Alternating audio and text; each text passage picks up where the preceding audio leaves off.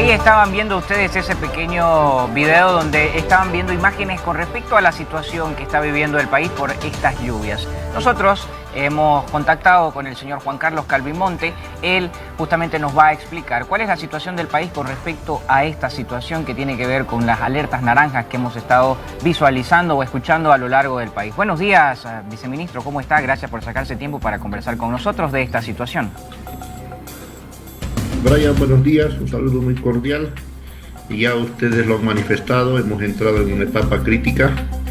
El Senami ha emitido dos alertas naranjas, una hidrológica ante la probabilidad de crecimiento de los principales ríos en todo el territorio nacional y otra meteorológica donde nos alerta que van a haber lluvias de moderada a gran intensidad en 5 departamentos: Santa Cruz, Beni, La Paz, Pando y Cochabamba, 118 municipios. Como usted verá, son los 5 departamentos donde tenemos algunos municipios críticos, donde las inundaciones son recurrentes todos los años, de manera que tenemos que estar los 3 niveles del Estado, los gobiernos municipales, departamentales y el nivel nacional, todos en apronte y activando nuestros equipos de respuesta para intervenir de forma inmediata ante cualquier eventualidad que se presente en el país. Viceministro, se habla de 16 muertos hasta el momento con respecto a estas situaciones a lo largo del país. ¿Usted nos puede hablar sobre la cantidad de familias afectadas que hay al momento y de qué manera se está trabajando para reducir obviamente el impacto de esto? Entendiendo que es algo natural, pero que se pueden hacer acciones preventivas. Así es, ya son 8 los departamentos que están siendo afectados. Y también hay que reconocer el trabajo de nuestro comando conjunto de las Fuerzas Armadas, que ya han atendido 14 emergencias, 14 eventos desde noviembre hasta la fecha. Han movilizado más de 2.727 efectivos militares. Hay 36 municipios afectados, 229 comunidades, 16.013 familias entre afectadas y damnificadas, 194 viviendas destruidas, las cuales están siendo ya evaluadas por la Agencia Estatal de Vivienda, y tenemos 16 personas fallecidas, incluyendo la bebé que ha sido rescatada, su cuerpo hace 2 días en el municipio de Palo Blanco. Los 2 primeros fallecidos se reportó el 1 de noviembre del 2024 en el municipio de Presto, en Chuquisaca. Viceministro, ¿cuál es el departamento más afectado hasta el momento? ¿Y qué municipio, si nos pudiera comentar, por favor? En este momento, desde el punto de vista de afectación a la infraestructura, es el departamento de La Paz. Y obviamente el municipio de Nuestra Señora de La Paz. Son 40 viviendas las que han sido afectadas en Bajo Yojeta. La zona sur en La Paz es una zona permanentemente en acecho, podríamos decir, por las lluvias y las inundaciones. Ya estamos empezando a tener algunos primeros efectos negativos en la zona. Desde el punto de vista de la afectación a la producción, sin lugar a dudas que es Santa Cruz, por la producción a gran escala que se desarrolla en la misma, y Cochabamba porque hay zonas muy inestables en el municipio de Cercado. Incluso ya el gobierno municipal de Cochabamba, en el ámbito de su competencia y además tomando medidas acertadas, ha convocado a los vecinos a hacer abandono de algunas viviendas porque las mismas ya están a punto de desplomarse. De manera que son los 3 municipios de los 3 departamentos rectifico, Cobija en Pando por la presencia del río Acre. Y nosotros estamos ya en este momento tomando vuelo a Cobija justamente para presentar un proyecto que nos ha elaborado el CEARPI. Aprovecho para agradecer al CEARPI y a la Gobernación de Santa Cruz. El mismo va a ser presentado en Cobija y vamos a iniciar ya con el trabajo de la primera fase, con los 20 millones que nos ha asignado el presidente Lucho, a raíz de la negativa de la Asamblea Legislativa de aprobar los créditos que están relacionados con el ámbito de la emergencia y los desastres naturales. Diputado, ha notado 20 millones de bolivianos. Este presupuesto, ¿de qué manera se va a utilizar? Por favor, si nos pudiera comentar.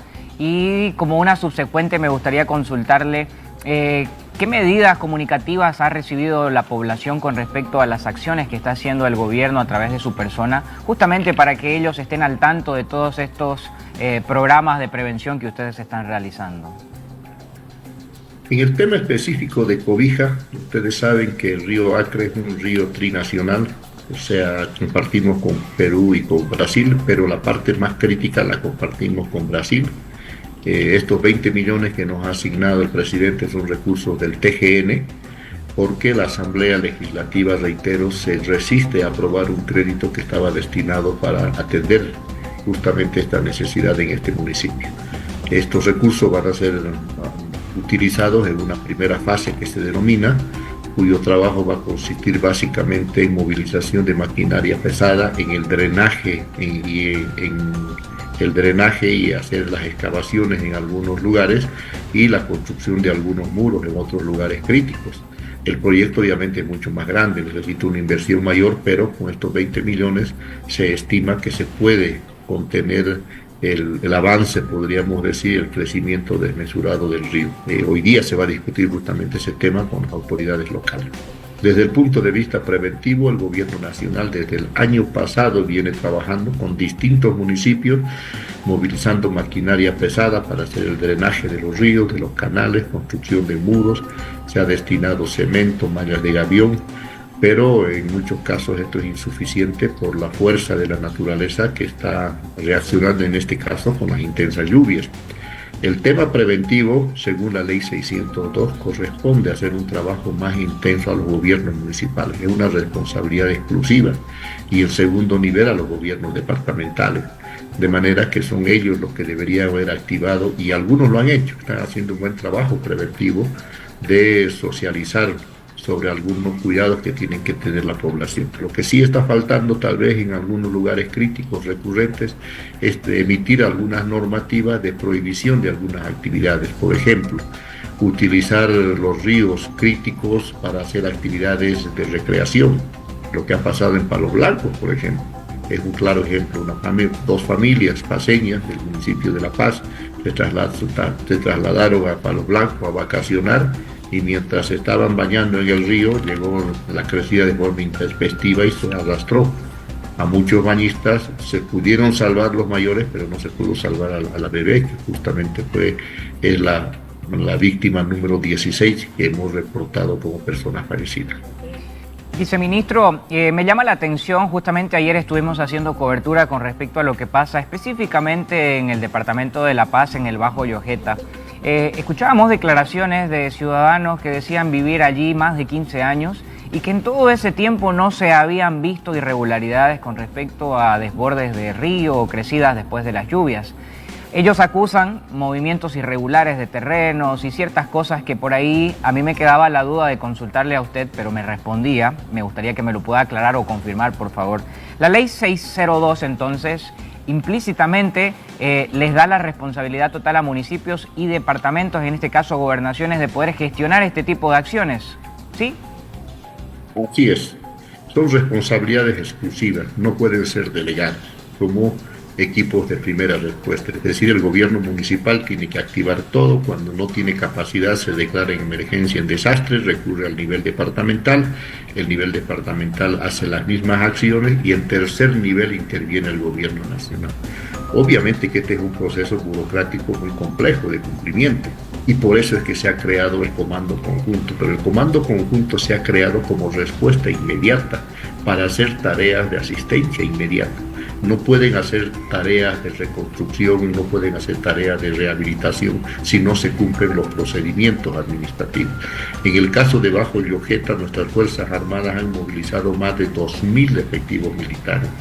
Se han trabajado 21 días en la zona, se han hecho tareas de evacuación de familias, rescate de personas, se han hecho construcción de muros, se han llenado bolsas con arena, se han hecho mallas de gavión para poder contener este lugar que es básicamente inestable. Pero ¿cuál es el problema central, lo que usted decía? Hay problemas estructurales. El primero de eso es que este sector no se sabe a ciencia cierta si pertenece al municipio de La Paz o pertenece al municipio de Achocalla. Los vecinos tributan en algunos casos a ambos municipios, otros lo hacen a Achocalla, otros lo hacen a La Paz, es decir, no está definido el límite al cual pertenece este sector. El segundo problema estructural es lo que usted decía.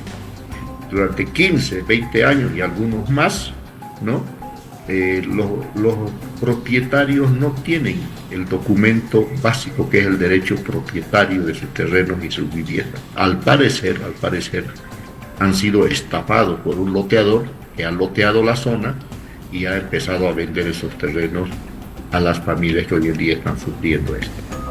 Tercero, lo que te decía, en el municipio de Achocalla, una empresa ha hecho movimientos de tierra de forma intensa, de forma irresponsable, sin tener elementos técnicos de sustento para que puedan hacer las construcciones que estaban haciendo, y esas son las consecuencias ahora de lo que está sufriendo Riojeta.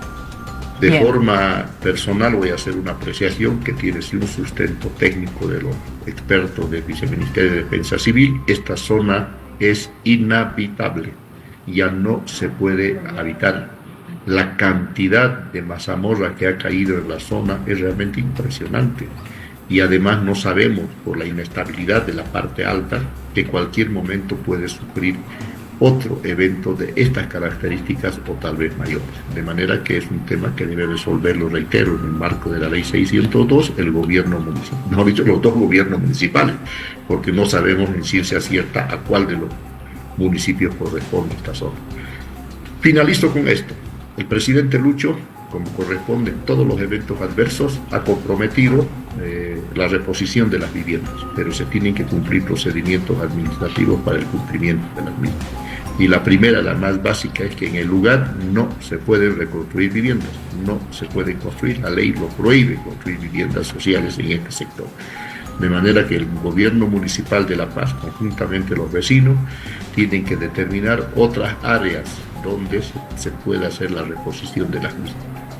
Pero hay un segundo elemento: las viviendas se reponen a las personas que tienen el derecho propietario de la vivienda perdida. De manera que estamos solicitando, mejor dicho, ya se ha solicitado por distintas instancias a los actores que tienen que ver para que nos proporcionen toda la documentación de sustento legal para iniciar ya con la segunda fase de la reposición de las viviendas, que es ya hacer el proyecto. Esta primera fase es tener todos los documentos de respaldo que nos exige la ley, en el marco siempre del cumplimiento de la reposición de la vivienda social. Sería muy interesante conocer cuál es la reglamentación o el proceso de ley que hay con respecto a la venta de terrenos donde ya no son habitables, como usted lo comentaba, ¿no? Llama mucho la atención, curiosamente, de que justamente sigan existiendo personas viviendo en lugares inhabitables. Me parece que es un llamado de atención a los municipios, a la gobernación del mismo departamento, porque claramente no habría que esperar que existan estos desastres para recién proveerles ayuda, ¿no? Viceministro, quiero consultarle, esta como la última. Tengo entendido que se va a Cobija. ¿Cuál sería el itinerario del viceministro con respecto a estas acciones, por favor? Vamos a estar en Cobija, como le decía, vamos a presentar el proyecto, mejor dicho, el CEARPI, reitero, el CEARPI, muchas gracias al CEARPI. Va a presentar el proyecto en su primera fase, en que consiste el reencauce o los trabajos de rehabilitación en el río Acre. Esto va a ser socializado con los técnicos del gobierno municipal de Cobija, con la gobernación, con los asambleístas nacionales, departamentales, bueno, y las organizaciones vivas, para poder iniciar lo que significa la primera fase de control de este río. Estimamos que durante el día podamos tener ya todo aprobado, si vale el término, de esta consulta social. Mañana se va a hacer un recorrido por los principales lugares donde se va a hacer la intervención. Este recorrido lo vamos a hacer vía terrestre, vía fluvial, y si el caso amerita vamos a hacer también un reconocimiento aéreo, porque contamos con los medios en Cobija, de manera que estimamos que si todo sale bien, la próxima semana ya estaríamos iniciando las tareas de contención de este río. Obviamente hay un sector extremadamente crítico, como decimos, pende de un hilo la crecida del río, y ese río puede desbordarse e inundar muchos barrios en Cobija. Pero este sector es un sector que corresponde a la frontera entre Bolivia y Brasil. Por eso es que la importancia de la reunión que vamos a tener también con nuestros pares de Brasil, que está estimado hoy día en la tarde, al finalizar la tarde, y el día de mañana ya técnicamente, para ver cómo encaramos el trabajo. Yo debo reconocer que el Brasil ya ha comenzado desde el año pasado algunos trabajos en su sector, de manera que falta complementarlo con los nuestros. Ese va a ser el trabajo en Cobija, hay mucha expectativa y yo agradezco al presidente Lucho, ha sido iniciativa del presidente Lucho. Yo recibí a fines de diciembre una llamada del presidente Lucho preocupado. Reconocimos que la Asamblea no va a tener la voluntad política tal vez de aprobar ese crédito que tanta necesidad tenemos para encarar el reencauce del río Acre, y por eso que el presidente instruyó que nos asignen estos recursos del Tesoro General de la Nación. Son recursos nuestros, no es un crédito, no es nada, y en el marco de nuestras competencias que vamos a actuar en Cobija con estos recursos que nos han asignado. Muchísimas gracias, viceministro, por toda la información que nos ha brindado. Esperamos que le vaya muy bien en los recorridos que usted tiene, obviamente en virtud de la prevención del daño de los bolivianos. Tenga usted un buen día, viceministro. Muchas gracias.